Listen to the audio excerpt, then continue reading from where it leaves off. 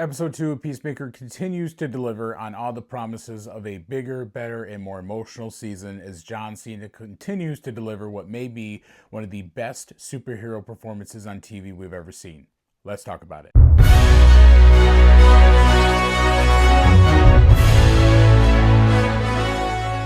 Hey everybody, my name is Troy. Welcome back to the channel. Today we're going to review and react to Season 2, Episode 2 of Peacemaker. Had its dropped tonight on HBO Max, and it continues to deliver on all the different fronts that James Gunn teased up this season, including that John Cena was going to deliver something special. The episode continues the fallout from the events of Episode 1, the premiere last week, which we met up with the 11th Street gang, trying to reconcile that their lives are different than where they left off at the end of Season 1. Again, they're not viewed as heroes, they're struggling to fit in, they're struggling to find what their purpose is, and we see more of that on a heightened level here. We learn early on in the episode as we get a flashback to 8 months prior when Rick Flag Sr. is appointed head of Argus. We learn that after finding out that Peacemaker was responsible for his son's death, that he has Chris surveilled on essentially a 24/7 basis. And then we cut forward to the events of the end of last week when Peacemaker kills another alternate version of himself, and he's wrestling with what just happened and what it means on the greater scheme of things, especially after having just interacted with his living brother and a better version of his dad that we can tell so far. And just what I really appreciate is how the show is continuing to lean into the struggles that these characters are dealing with. You know, not only with Chris just coming out of that situation and having to call in Adrian or Vigilante for help, but just wrestling with the idea of what he just did and what that means, and how he has this secret that he hasn't really told anybody that we see him share with Adebayo later. But we just see how all of this is beginning to just crush him, and he's kind of running out of options of what to do next. And then we see how, like, the continued situations of other characters, like Amelia Harcourt, how she is dealing with the fallout of the bar fight, and again, just finding out what her purpose is supposed to be. Adebayo and her relationship falling apart too, and Economos struggling with having to surveil his friend and pretend like he hasn't seen him in the last 8 months, like when they had that big party in the middle of the episode, and he has to pretend that he's been away when really he knows pretty much everything that's going on in their lives. And so I just really appreciate how James Gunn is setting up potential conflict among this group when everything comes to a head, when everybody else finds out that Chris has this secret dimension that he can go to and obviously going to live in for quite a while, when Economos has to reveal that he knows everything that's been going on and so forth. And so I think that's really teeing up a lot of good potential conflict between these characters that I'm really interested in seeing how they work through later on in the season. But again, I have to come back to John Cena and just the performance that he's giving this season.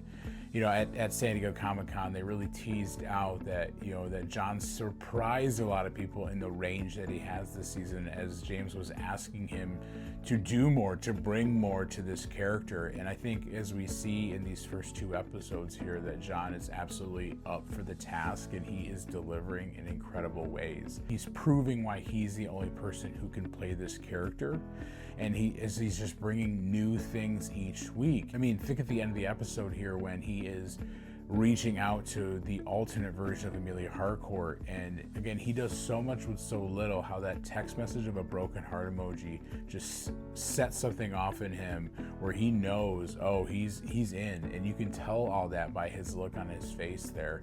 And so he is just crushing it, and I'm so excited to see what he's going to do with this role later on as the season continues to build. And it was so fun seeing Tim Meadows debut as Agent Fleury in this episode. He was teased up as being a great addition to this cast. I think we can confirm that from tonight's episode, that he is going to be so fun to see this season. His interactions with Economos were hilarious, with the team that he's surveilling with. The bird blindness is absolutely ridiculous, and I feel like he's one of the only actors who could kind of sell that in such an endearing way. And so I'm just really looking forward to seeing him have fun with this role, as he was definitely the humor highlight of the episode for me. He was just so funny. And we also have to give a shout out to Eagly, right?